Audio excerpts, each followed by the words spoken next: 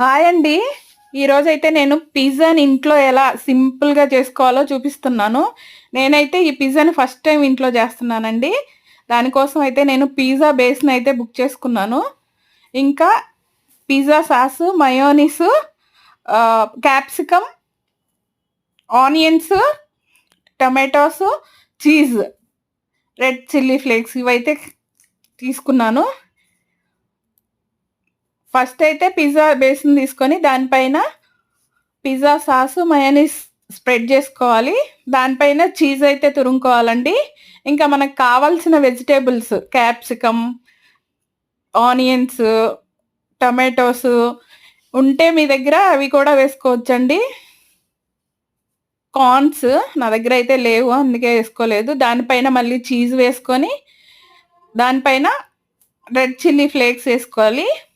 ఇప్పుడు గ్యాస్ మీద ప్యాన్ పెట్టుకొని ప్రీ హీట్ చేసుకొని ఈ మనం ప్రిపేర్ చేసుకున్న పిజ్జాని అయితే దాని మీద పెట్టేసి 15-20 మినిట్స్ లో టు మీడియం ఫ్లేమ్లో కుక్ చేసుకుంటే ఎంతో టేస్టీ అండ్ ఈజీ పిజ్జా అయితే రెడీ అయిపోయింది. నేను ఫస్ట్ టైం చేసినా కూడా చాలా అంటే చాలా బాగుంది.